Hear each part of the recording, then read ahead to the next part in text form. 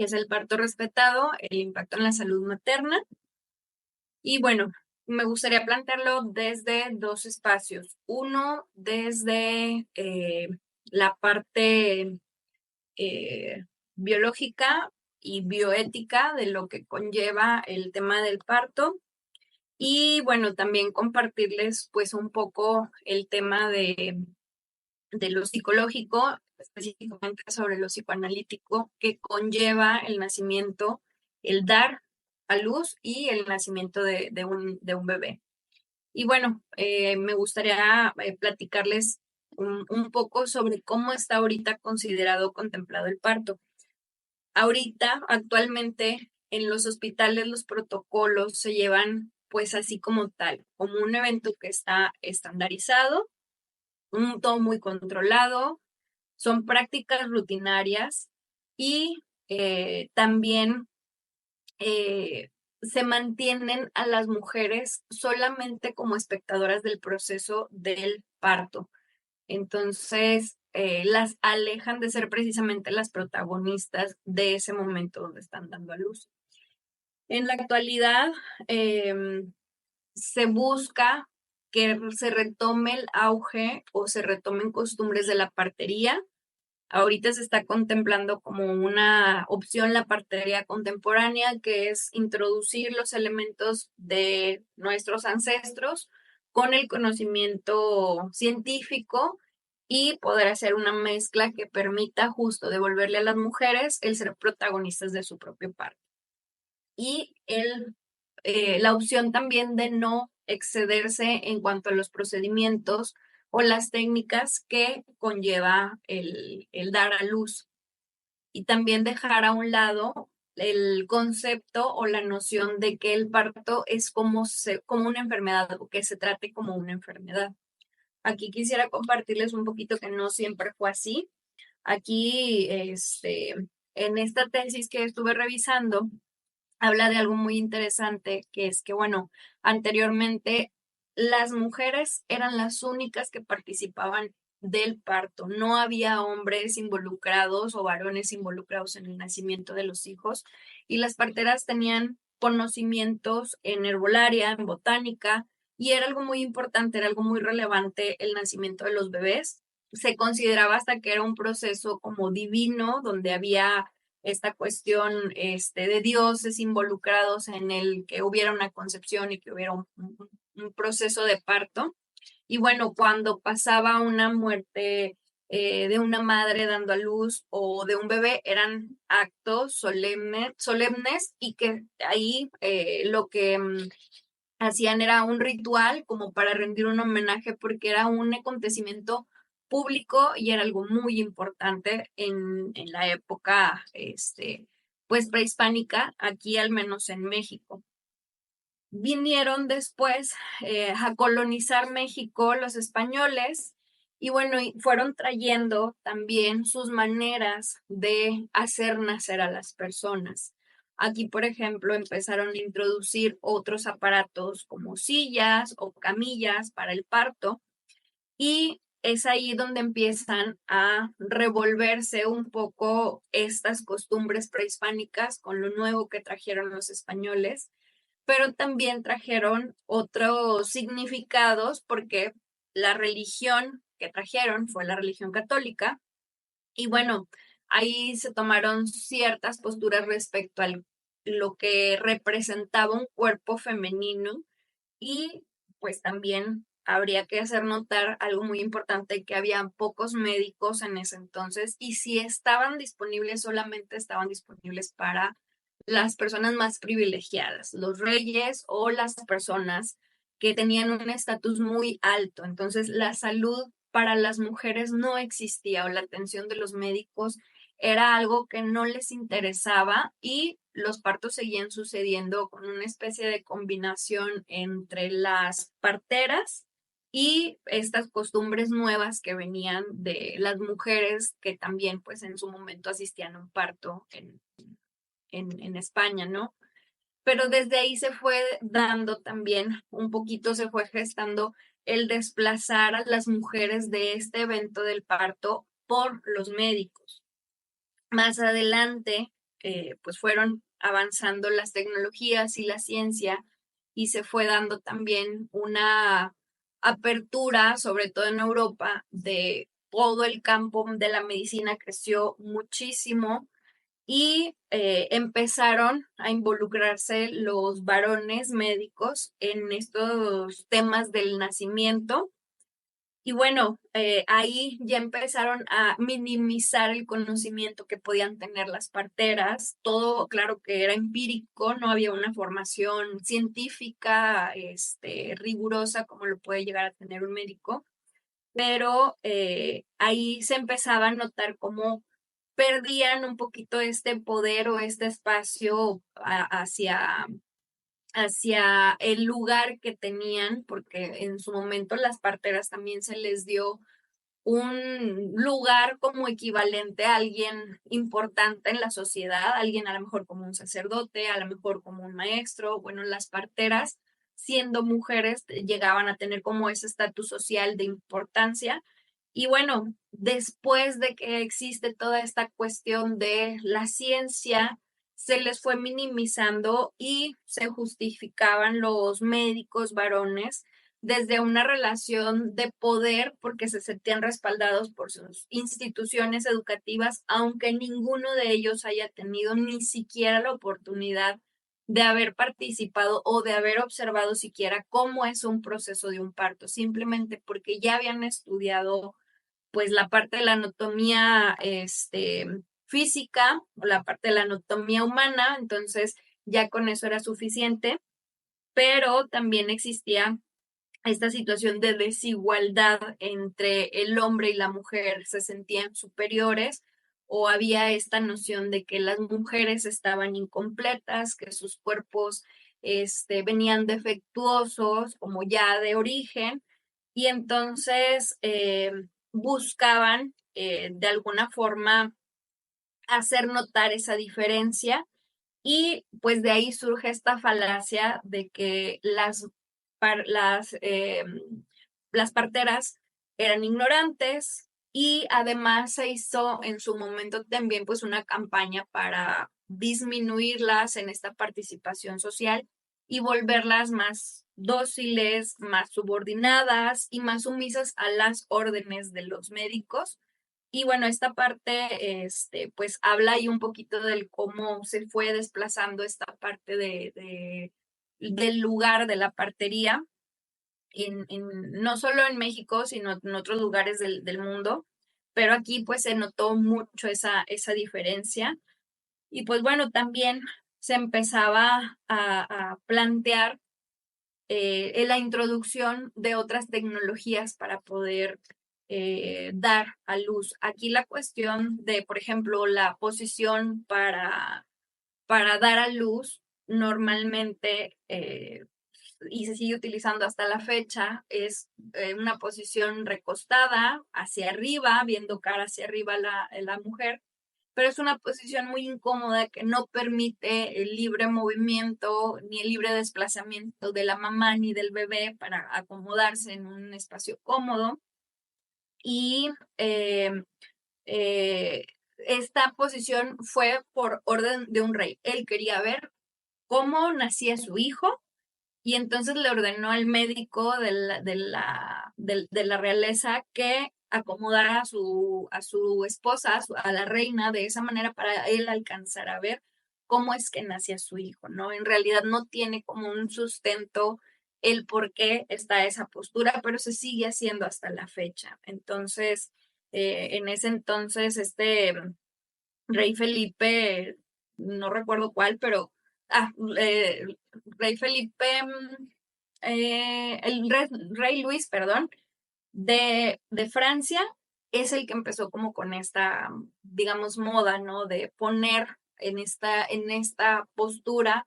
a la mujer. Entonces, de ahí, pues bueno, se toma como una costumbre. Aquí en México particularmente pasaron hechos históricos como la Revolución Mexicana, que hizo que se perdiera como una gran cantidad de la población porque había guerra, había lucha y había muchas pérdidas humanas. Entonces pasa este periodo y les dan, ahora sí que el libre paso, la libre decisión de tener familias numerosas aquí en México. Sin embargo, no existía un sistema de salud adecuado para atender una cantidad de población nueva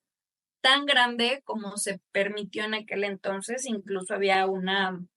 frase que decía algo así como, este, eh, dar vida es patria, algo así decía. Entonces, esta posibilidad de que hubiera familias numerosas, pues obviamente aumentó la necesidad de atención médica y por allá de los años 40 empezó a existir un sistema un poquito más integrado como lo es el IMSS, pero pues bueno, nos damos cuenta que no ha sido como suficiente para poder atender tampoco toda esta cantidad de nacimientos. Y bueno, compartirles que desde entonces se ha expropiado la salud y la participación de las mujeres. Se le puede considerar a la mujer que llega como en un estado de, pues ya del momento de dar a luz, ya cuando está con estas contracciones fuertes, como alguien frágil, es alguien a quien hay que cuidar porque está enferma y se le da ese sentido como si estuviera despojada incluso hasta de su propia conciencia y de su seguridad, porque piensan que ya porque están en un dolor ya no hay esa posibilidad de ser ellas quienes elijan y entonces toman el cuerpo de las mujeres y les realizan procedimientos que no son necesarios en el momento de poder parir. Y bueno, también se ha convertido en una práctica más quirúrgica que necesaria. Ya, por ejemplo, aquí en el estado de Nuevo León, rebasa el porcentaje que la OMS recomienda para los nacimientos por cesárea. Y bueno, también ya se está dejando de una forma como en automático una manera de nacer. Nacer por cesárea en Nuevo León es algo muy común, es creo que la mayor cantidad de los partos, al menos aquí en Nuevo León es más del 50%, por ahí andan en un 52, 53%, y el resto, pues bueno, son partos fisiológicos, pero bueno, tomar relevancia de este dato de los 2 millones de nacimientos que ocurrieron al menos en el año 2021, bueno, habrá que tomar conciencia de estos 2 millones y piquito de personas que nacieron en ese año. Bueno, más de la mitad o alguna gran cantidad no se les permitió a las mamás ser las protagonistas de sus propios partos, ni de los cuidados, ni de tomar las decisiones que tenían que ver eh, con el hecho de poder parir. Y bueno, aquí quería compartirles también esto que nos lleva a conocer un concepto que es el de la violencia obstétrica. Hay dos tipos. Uno es la violencia emocional y esto lo puede ejercer el gine, el camillero, eh,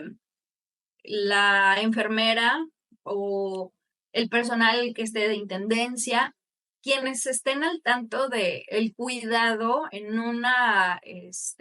atención médica, de salud médica, pueden ser partícipe de ellos o incluso pues personal externo, pero que también brinde como atención a la mujer que está en ese proceso de parto, se le considera violencia obstétrica. Aquí pues cabe señalar que pueden ser dulas o que pueden ser este, las parteras y por eso es bien importante tomar en cuenta que es violencia obstétrica. Y bueno, emocionalmente habla de regaños, amenazas, humillaciones, burlas, discriminación por la apariencia de la mujer, que no haya un respeto por lo que opine o los conocimientos de la mujer que está dando a luz, como minimizando oye, ay, es que eres primeriza, tú no sabes, tú no vas a opinar aquí de esto porque nosotros somos los que somos los expertos, ¿no? O también omitir la información importante respecto a lo que van a realizar. Es decir, que se les aplique un medicamento que no desean que se les administre o que se les realice algún procedimiento que no desean que se les que se les lleve a cabo, ¿no? Como pueden ser las episiotomías o como puede ser el rasurado, como puede ser el edema en el momento del parto. Y físicamente, eh, también es lo que les compartía. Eso es, o sea, si no les informan, ya cabe en violencia obstétrica emocional, pero si ya lo realizan es violencia obstétrica física y habla de todo esto, ¿no? Medicamentos que no se justifica, se les administren episiotomías, rasurado, uso de oxitocina sin el deseo de la mamá, los enemas, un excesivo monitoreo de su bebé, o sea, que vengan cada rato a revisar cómo está el latido de su bebé, el uso de forceps y los tiempos que requiere el parto para poder ocurrir, ¿no? Que las estén como presionando, que les estén eh, intentando por diferentes medios acelerar el proceso de su parto, porque pues entonces ya se les hace tarde para salir de la guardia al personal médico, negarles tomar agua, comer y también obligarlas a tomar una cesárea cuando no es algo necesario, que también se les quiere obligar a que se les realice algún método anticonceptivo temporal o definitivo sin el permiso de la mujer. Todo esto es algo que pudiera poner en un peligro muy inminente tanto a la mamá como al bebé. Y bueno, es importante poder detectar si hay un uso excesivo de esa poder o de esa autoridad que tienen el personal médico o incluso si se les niega la atención oportuna o se les llega a condicionar por un pago cuando se trata, por ejemplo, de algunas instancias públicas, como lo puede ser el IMSS, el ISSSTE o algunas de las clínicas que tiene gobierno en general. Y pues bueno, compartirles también que esto tiene un impacto importante en la salud mental. Aquí la OMS nos define que la salud mental es un estado de bienestar que le permite a las personas hacer frente a los momentos de estrés de la vida, desarrollar sus habilidades, poder aprender y trabajar adecuadamente y contribuir a la mejora de su comunidad. Esto, pues bueno, más que nada es como una cosa muy general de lo que significa el bienestar mental. Prácticamente da a entender que la salud mental es algo que te permite vivir tu vida y que te sientas pues más o menos conforme con lo que tú estás haciendo. Y bueno, aquí en cuanto al tema del parto respetado, va de varios puntos que yo les comentaba y un poquito como la cuestión de la ética, va de acuerdo a la evidencia científica actual. O sea, lo que fue válido a lo mejor para nuestras mamás ya no es válido para las mamás o a las embarazadas que van a dar a luz próximamente. Incluso ni lo que pasó el año pasado es lo mismo. Hay reglas y hay normas que van cambiando y van investigaciones y van nuevos descubrimientos científicos que a lo mejor ahorita eh, son diferentes a los de hace hasta un par de meses. Entonces, el personal médico tiene la obligación de estarse actualizando en cuáles son las prácticas que ahorita están vigentes. Pero esto tiene mucho que ver con los profesionales que realmente estén involucrados con eso, porque como todo en esta vida, hay quienes sí les interesa dar su mejor servicio, pero hay quienes no les causa ningún problema seguir llevando sus prácticas rutinarias desde que se las enseñaron cuando salieron de la universidad. Entonces, aquí lo que se intenta es que, bueno, se busque a este tipo de profesionales, no importa si están en el ámbito privado, si tienen oportunidad de atenderse desde ese punto, sino también en el ámbito público. Creo que hay eh, médicos y personal de salud que está siempre desde su bolsa buscando actualizarse sin que la misma institución los vaya actualizando, que sí sería importante, pero no siempre pasa. En un mundo ideal así debiera ser, pero hay profesionales que sí están muy interesados en dar su mejor servicio. Y bueno, lo importante es que esto se haga desde un ambiente cálido y afectuoso, o sea, de respeto hacia la mujer. Y hay que ver que se cubran 4 tipos de respeto. Uno, sobre la fisiología del parto, que es lo que les compartía, que se busque que la manera en que la mujer quiere dar a luz sea la más cómoda para ella. Si va a hacer un parto fisiológico, si eso decidió la mujer, bueno, que lo pueda hacer en la posibilidad de su libre movimiento. No es necesario que se cumpla sí o sí esta postura que es de decúbito, que está hacia arriba viendo su cuerpo, porque no le permite justamente el poder posicionarse de una forma que sea cómoda para ella, o si decidió no tomar algún medicamento porque considera que no es algo que le pueda funcionar o servir, bueno, hay que respetar esa parte, que a las mujeres que están en parto les da sed, les da hambre, se cansan, están adoloridas y lo importante es que se les pueda brindar las medidas de confort para que cuando estén en ese momento, pues reciban de las personas que estén involucradas en ese momento del parto, pues el apoyo, el soporte a esa mujer, pero desde la elección de ella, no porque a lo mejor a una le gustó escuchar música de Beethoven, a todas les va a gustar escuchar eso cuando estén en su parto. Hay quienes no soportan esa música, hay quienes no soportan masajes, hay quienes no soportan el clima frío, la luz. Entonces hay que investigar qué es lo que quiere esa mujer para el momento de su parto y permitirle ser la protagonista del mismo. Y va de la mano con el segundo punto,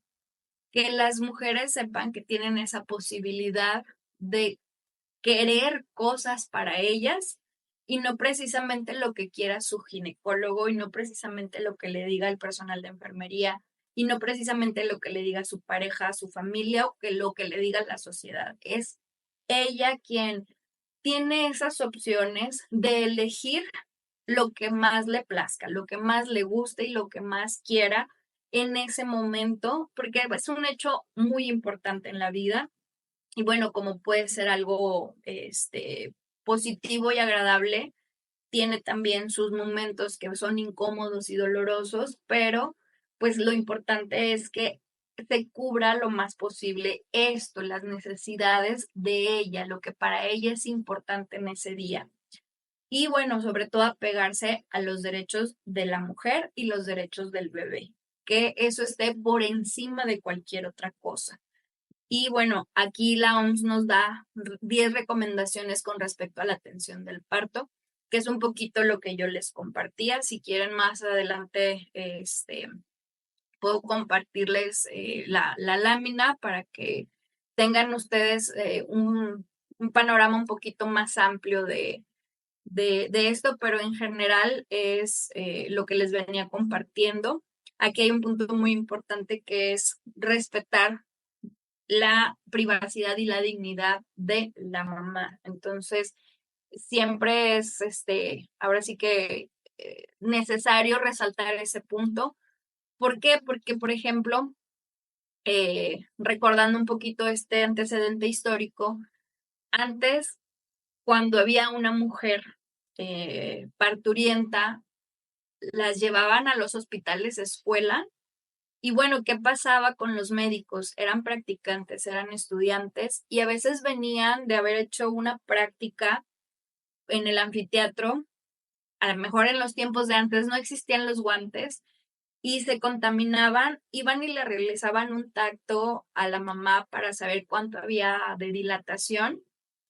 y eso provocaba que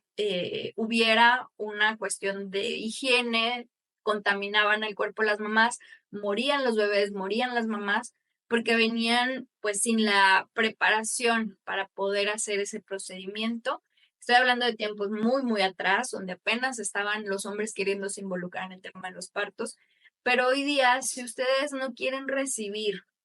residentes, practicantes, ni gente que no deseen que permanezca en su habitación de recuperación, tienen el derecho a decir que no ven, que no entren, que no es necesaria su visita hasta que ustedes se sientan cómodas. Si no es necesario su presencia, pueden elegir que no estén allí. Entonces, y eso aplica hasta para las personas que no quieran que las visiten estando ustedes en recuperación. Y bueno, aquí esta información es más que nada para el marco legal, la atención de lo que ahorita está estando presente en cuanto a los hospitales. Y bueno, hay normas que sí o sí tienen que aplicarse, guías prácticas y pues lineamientos técnicos. O sea, para los médicos no hay pretexto de no estar actualizados con estas normas y con estas prácticas y con estos lineamientos. Así que, pues bueno, si su médico desconoce de todo ello, también se les puede brindar la información eh, de estos marcos legales, porque bueno, de no hacerlo, pues el hecho de que lo ignoren no los exonera de ser responsables de ello y por eso es importante que ustedes como ciudadanos y personas que se involucran en esto eh, sepan que hay normas y hay leyes que las pueden proteger de pasar por una situación de violencia obstétrica. Y bueno, el IMSS, aquí como lo ven en la imagen,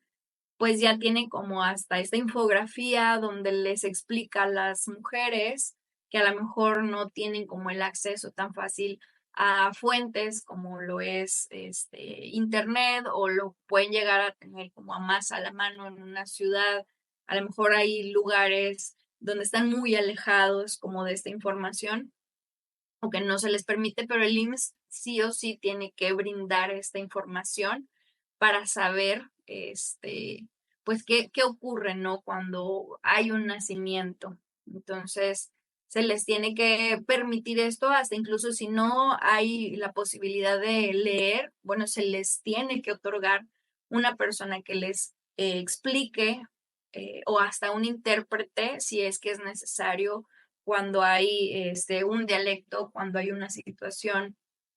donde tengan que utilizar el lenguaje de señas, se les tendría que dar un intérprete a estas mujeres que llegan a las instancias de salud. Y bueno, lo importante aquí es que haya un respeto muy presente y muy grande sobre los deseos y necesidades de las mamás. Cada experiencia de embarazo es muy distinta, incluso si ya hubo anteriormente un embarazo. Cada parto también se vive de una forma muy diferente.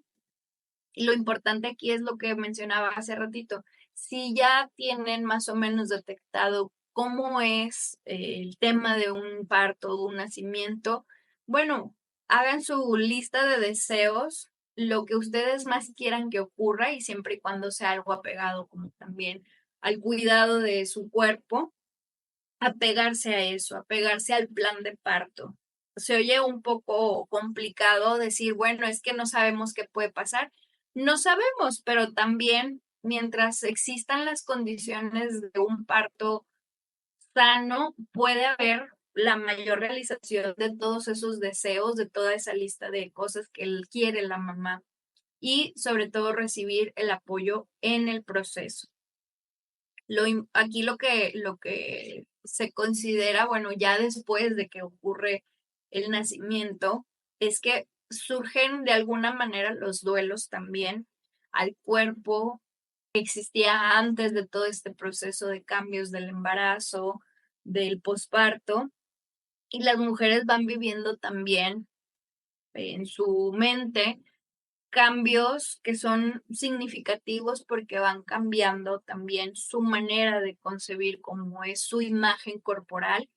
y hay quienes les impacta eso, viene a causar un cambio drástico en la manera en la que se percibían y hay que ser muy respetuosos con eso. Hay que ser muy cuidadosos también con la manera en la que se les hace algún comentario de este tipo. Lo más correcto es que no se haga ningún tipo de comentario sobre el cuerpo de una mujer que recién dio a luz. Vaya, si vemos, por ejemplo, en las revistas que sale el artista fulana de tal, luciendo súper delgada después de haber dado a luz, bueno, pensemos en la situación de ese artista. Quizá su modo de vivir es a través de su imagen y solamente se dedica como a eso, ¿no? O sea, había condiciones que le permitieran eso, pero no va a pasar en todas y no es una cuestión que tenga que cumplirse sí o sí después de haber dado a luz. Cada cuerpo es diferente y bueno, hay que respetar también ese proceso de las mujeres, del reconocerse con un cuerpo nuevo. Y bueno, también se tienen que adaptar a la vida después del bebé. Antes de ello había otras cosas y siempre son cambios que se van como integrando. Desgraciadamente, pues bueno, el rol social de la mujer es de cuidadora en la mayoría de las ocasiones y pues bueno, se le suma algo más por hacer, es una tarea más el cuidar del bebé, no solo cuidar de ella, sino cuidar de alguien más. Y pues claro que también se extraña como toda esa parte que ocurría antes de la llegada del bebé, en todo sentido, en lo profesional, en lo personal, en su vida de pareja, en su vida sexual, en su vida social. Hay muchas cosas que cambian con un bebé. No lo hablo como desde la situación como del agobio, sino desde una realidad. Hay cosas que van a cambiar. Y pues también el tema del descanso. No será lo mismo después de la llegada de un bebé, porque hay muchos cambios que ocurren a consecuencia del parto, como lo es las hormonas que juegan un papel importante, pero no es el que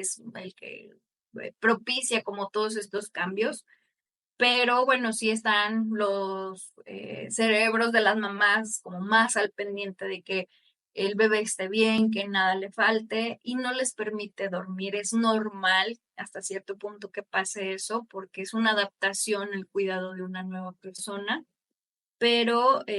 pues bueno, hay que procurar que las personas que están alrededor de una madre que dio a luz se les dé el espacio para el descanso, que se les permita también esa oportunidad de dormir, no porque, por ejemplo, la pareja, vamos a decir, papá, sale a trabajar, pues es que él necesita descansar más que la mamá porque mamá se queda en casa a cuidar de bebé. No, o sea, es algo que se le tiene que privilegiar a la mamá el poder descansar. Debiera ser una situación que sea lo primordial, al igual que comer, al igual que asearse, bueno, el descanso tiene la misma importancia. Y bueno, aquí el personal médico, que es el ideal para seguir como estas cuestiones de los partos respetados, es quienes permiten que las mujeres puedan elegir, se sientan seguras, confíen en su cuerpo y que confíen en ese profesional. Deben de respetar las diferentes formas de nacer y el cuerpo de las mujeres, saber cuáles son los riesgos y las prácticas que sí son convenientes, como las que son riesgosas o hasta innecesarias o que no tienen justificación alguna, como es por ejemplo, aplicar un edema o un rasurado, ese tipo de cosas ya están como fuera de las prácticas obligatorias o necesarias para un parto. Pero también son profesionales que escuchan y detectan también si hay algún problema en la vida de esta mujer que va a dar a luz. Y bueno, si hay algún problema, se les informa de una forma respetuosa, siempre cuidando el que no se tome como una agresión o como una situación de violencia hacia la mujer o como minimizando su conocer o su saber respecto a su cuerpo. Y pues bueno, si hay un impacto aquí, el cambio de un nacimiento, bueno, es un cambio permanente, o sea, el cambio después de que una mujer da vida es algo que va a durar pues por un buen rato, prácticamente toda la vida, es un hecho, un acontecimiento vital, tiene un impacto tanto a corto como a largo plazo. O sea, en todo sentido cambia la manera de concebir la vida y de posicionarse como persona y como del significado de lo que es ser mamá cambia en un corto y en un largo plazo. Y bueno, como en el parto hay tantas sensaciones físicas y sobre todo son intensas, profundas y a veces dolorosas, pues bueno, es algo que se queda marcado como una huella permanente en la mente y en los recuerdos de una mujer, pero también en su cuerpo. Hay por ahí una investigación neurológica que se me hizo muy interesante, que habla de que el cerebro de las mujeres que son madres o que fueron madres en algún momento les cambia la química de su cerebro y les permite incluso tener un aumento en su corteza frontal, lo que les permite ser más habilidosas y les permite tener como otras capacidades más desarrolladas solo por el hecho de ser madres. Y bueno, en el momento del parto también hay una amplia gama de emociones que puede ser desde la felicidad hasta el miedo, y bueno, todas ellas, igual que lo físico, se viven de una forma intensa y profunda. Tú le puedes preguntar a una mamá que no sé, ahorita tiene 40 años, tú le puedes preguntar, ¿te acuerdas del día que nació tu hija? Y te va a decir, lo recuerdo perfecto, yo tengo claro qué pasó desde el primer momento y te lo pueden relatar conforme les fue. Entonces es algo que deja una huella muy, muy importante y esto también abre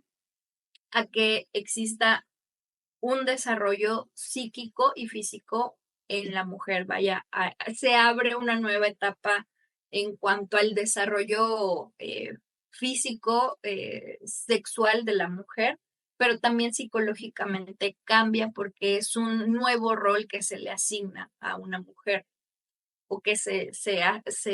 asume. Y bueno, en cuanto a los efectos, digamos, que puede tener un parto, hay trastornos asociados al hecho de parir. Pueden desencadenarse o exacerbarse trastornos que ya existían antes y que no fueron atendidos o que si fueron atendidos se vuelvan a presentar y o pueden aparecer por primera vez, sobre todo el tema de la depresión. Aquí pongo incluso la depresión paternal porque es algo que ocurre, pero es muy poco hablado. Pero bueno, eso lo platicamos después. Ahorita lo que nos queremos enfocar es un poco en el impacto que tiene el nacimiento y genera depresión, puede llegar a generar depresión o puede llegar a generar ansiedad, pero ya como trastorno, no como alguna sensación de agobio o de baby blues, que eso es otra cosa, sino ya como una cuestión que permanece y que perdura mucho más de un mes o permanece y perdura más de un año. Bueno, ahí ya son como puntos, focos rojos para poner atención y darle atención a darle pues sí, esa posibilidad de ser eh, contenida desde un lado profesional. Y pues bueno, aquí hay factores de riesgo que pueden hacer que se presenten eh, los trastornos de la salud mental. Es que, bueno, existiera en la persona, en la mujer, un trastorno mental en ese momento.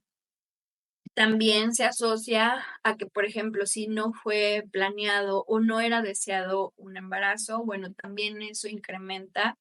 pues esta sensación como de insatisfacción por esto que ocurrió. Hay ocasiones que las mujeres pasan por tratamientos de fertilidad y han existido pérdidas previas o en su momento de forma voluntaria hubo la interrupción de un embarazo y después decidió que sí quería ser mamá esa mujer. Y bueno, regresan como todas esas situaciones y estos significados o todo esto que se asocia al embarazo viene y impacta después después del parto, no en el posparto. También si hay una situación económica adversa o difícil, si en la relación de pareja hay infidelidad, hay violencia, ya sea física o sexual, también es un factor de riesgo para la mujer. y si existe poco apoyo de las personas cercanas o de la familia de esa mujer, si hay una situación donde la mujer no pueda tener una atención inmediata en cuanto a su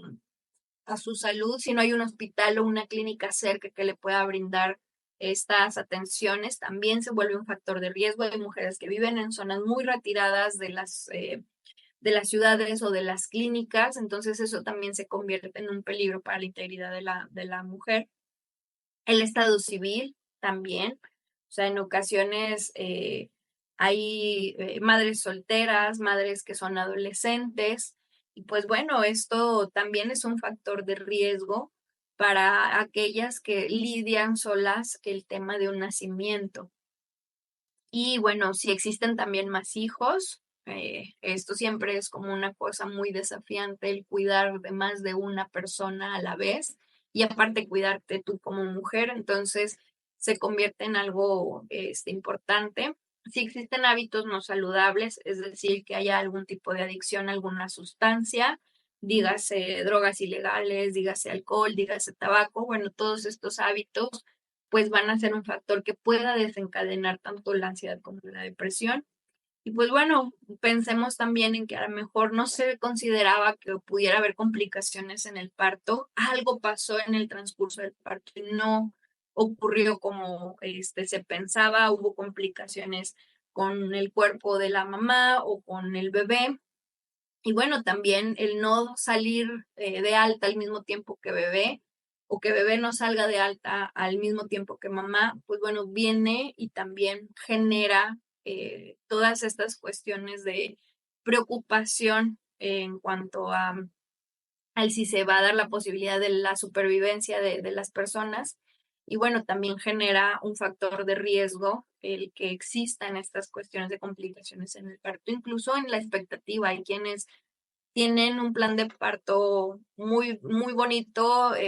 como muy bien aterrizado y pensado a sus necesidades. Y bueno, de pronto llegan al hospital porque se necesita una cesárea de emergencia y se sienten tan mal y tan culpables de no haber podido parir fisiológicamente. Y bueno, ya eso conlleva a que exista como una noción de que no son suficiente buenas madres o no, su cuerpo no fue suficiente para poder hacer este proceso de parto como lo hubiesen querido. Y bueno, aquí lo que propongo es que exista un acompañamiento antes, durante y después de estos cuatro ejes. La pareja es muy importante porque es el más inmediato que puede estar como en esa constante interacción con la mamá y puede ser un punto de apoyo también para comunicar a los médicos y al personal de salud las necesidades de la mujer cuando no esté en condiciones de ella expresar directamente las cosas, va a ser como una especie de guardián de esos deseos y necesidades, pero bueno, pensando esto siempre desde un lugar positivo, ¿no? Como ya lo vimos, si hay problemas de pareja, pues bueno, esa parte se va a complicar. Pero si no hay esta posibilidad, bueno, alguien de la familia, alguien que esté disponible en tiempo y emocionalmente para dar ese acompañamiento a la mujer que está embarazada y a la que está dando a luz y a la que después va a llevar a su casa a su bebé, pues bueno, permitirle esa red de apoyo cercana, porque también está esta otra parte de las mujeres que han pasado por la misma situación o por algo muy parecido y que pueden irles explicando desde su punto de vista qué les ha ayudado a sentirse mejor o qué les ha permitido solucionar ciertos problemas. Y bueno, esto es compartir para no ciclarse y pensar que son las únicas que viven, por ejemplo, una depresión o que viven a lo mejor una confusión en cuanto a la lactancia o que se sienten alejadas de su pareja, entonces van viendo que no son las únicas que les pasan esas cosas y el abrirlo y el hacerlo algo público genera esta contención de la sociedad Y es un poquito intentar hacer lo que pasaba tiempo atrás, ¿no? El hacer comunidad, el hacer tribu va a ser muy importante en un momento del embarazo y del posparto. Y bueno, para esto hay grupos en redes sociales o grupos que se hacen en lo privado, físicos o virtuales, vaya presenciales o virtuales, pero pues bueno, saber que existe esa opción de que se puedan acompañar de gente fuera de su círculo más cercano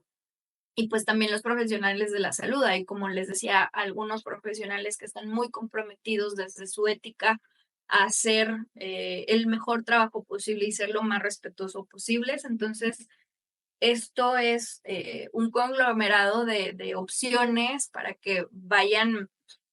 considerando, pues ahora sí que si no les gusta su médico, si no les gusta el trato de su gine, si no les gusta la actitud, si no les gusta sus indicaciones, sino que no les gusta desde una parte, vaya, como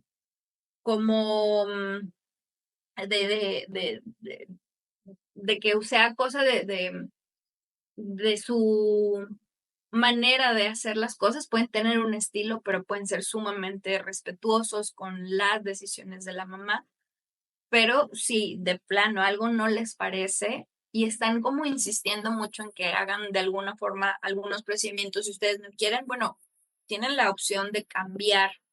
a sus médicos, o si no los pueden cambiar, pues bueno, al menos informarse con los profesionales que sí están actualizados y sí están dispuestos a brindar esa parte de la escucha. Y bueno, aquí comparto unos tips pues para sobrevivir al parto y al posparto. Estos 4 puntos me gustaría que los apuntaran porque les van a solucionar cosas muy prácticas. Pensar, por ejemplo, con quién genuinamente pueden apoyarse para cosas de su vida cotidiana, porque a lo mejor el llegar a casa con bebé va a ser difícil, por ejemplo, salir a pagar los recibos. Piensen, hagan una lista de las personas a las que les pueden encargar y comisionar esa tarea del, ¿sabes qué? Cada 15 días o cada tal fecha necesito que vengas y pagues mis recibos para no dejar de tener los servicios de casa, o pagar mis cuentas. ¿Con quién te puedes apoyar? Realmente hacer como esta estructura del, bueno, ¿y qué pasa, por ejemplo, si un día, no sé, tengo que apagar, digo, tengo que cambiar un apagador? Que se me descomponga, a lo mejor no está disponible mi pareja o no está disponible el técnico que tengo yo siempre, pero ¿a quién le puedo hablar por teléfono y decirle, sabes qué, ven y préndeme o conéctame el apagador, porque necesito tener aquí la luz, etcétera? Ustedes ver ahora sí que cuáles son hasta lo más básico, ¿quién le pueden pedir un plato de comida caliente para que se los acerque a casa cuando están agotados porque a lo mejor bebé no pasó muy buena noche o están enfermos algunos de los papás y pues bueno, estuvieran ahí cuidando uno del otro y ya no hay fuerzas ni siquiera para pararse a hacer un cereal o un sándwich? ¿A quién le pueden hablar para que venga y les lleve algo que los reconforte? También, ¿a quién pueden pedirle el acompañamiento? Hablo de lo emocional. ¿A quién pueden verdaderamente ustedes pedirle ese favor del me siento mal, quiero hablar con alguien y que puedan sentirse en esa confianza de poder sacar lo que traen dentro, lo que les duele, lo que los pone tristes, lo que los confunde y saber que esa persona no los va a juzgar y no les va a querer dar su consejo sin que ustedes se los pidan, que sea alguien que verdaderamente les pueda dar como este lugar de recargarse en su hombro y bueno, que ahí quede, ¿no? Con quién verdaderamente pueden tener esta cercanía, que no sea solo la pareja, que sea alguien más ajeno o fuera de su núcleo. Y también esta que es muy importante, ¿a quién le pueden pedir información? Aquí es ahora sí que ponerse un poquito paranoicos y pensar en qué más pudiera suceder o sea, tanto en lo positivo como en lo negativo, pero ¿a quién pueden acudir si, por ejemplo, hay una situación de emergencia porque a lo mejor se soltaron unos puntos de la cesárea y necesita urgentemente ir a un lugar? Bueno, ¿a quién le hablo para preguntarle a qué hospital voy? ¿Qué hago? ¿Qué digo? Todo eso va a ser importante tenerlo como apuntado y tenerlo así como estos volantes de comida, de restaurantes que van y te dejan en tu casa, tener ahí tu lista de tus médicos, de las personas que pueden asistirte en casa, si es necesario un servicio de ambulancia, tener todos esos datos a la mano por cualquier cosa. Siempre es, ahora sí que en este punto, necesario tener más. Y si no saben, en lo inmediato, pregunten. Preguntando se llega a Roma y pueden tener como una amplitud más eh, clara de qué hacer en caso de. Y bueno, también en cuanto al apoyo emocional, pero ya me estoy refiriendo en cuanto a lo profesional. ¿Por qué? Porque hay veces que sí va a ser muy importante y necesario tener, por ejemplo, al lado a alguien que nos brinde esa escucha o esa mirada de lo que les está pasando, pero a quien verdaderamente pueden acudir cuando se sienten tan mal que ya no pueden con su alma, que ya no pueden con su dolor, que ya no pueden con su tristeza, preguntar a qué tipo de profesionales se pueden acercar, alguna recomendación de algún psicólogo, de algún psiquiatra, de alguna persona, por ejemplo, hay quienes se apoyan desde su espiritualidad, bueno, a quién pueden recurrir para darse ese lugar de acogimiento y de atención. Entonces, tener ahí a la mano esa lista de personas que para ustedes sean valiosas, contar con su apoyo. Bueno, ya por último, compartirles esta frase de Michelle Odent, que nos dice que, bueno, para cambiar el mundo, primero hay que cambiar la forma de nacer. Por eso es tan importante lo que yo les decía anteriormente. Primero que nada hay que considerar a la mujer como la protagonista de ese momento. No es el gine, no es el personal de enfermería, no es el practicante, ni el papá, es la mamá que está allí, cómo lo quiere y qué es lo que ella detecta que necesita. Y bueno, si hay estas lagunas de información, pues hay muchos cursos en la actualidad donde se pueden apoyar para todo este tema del nacimiento. La tecnología nos permite abrir como este campo de información, aunque no siempre es la mejor, pero algo bueno surge también de lo que circula en Internet. Pero bueno, siempre acercarse con la gente más experta o los que conocen del tema, pues bueno, les va a abrir esa oportunidad para saber que ustedes pueden ser dueñas de su parto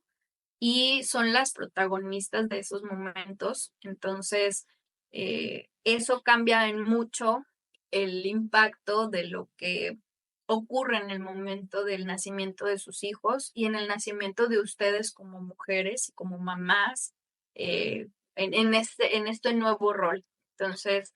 mientras más humano sea esto, mientras más compatible sea con estos deseos y con estas necesidades de las mujeres, más va a existir como esta huella positiva de ese momento tan importante en la vida. Entonces, me gusta mucho esta frase porque, aunque muy sencilla, muy contundente, y pues bueno, la idea es que tengan esa posibilidad de elegir lo que sienten ustedes que es más compatible con su manera de pensar y su manera de sentir.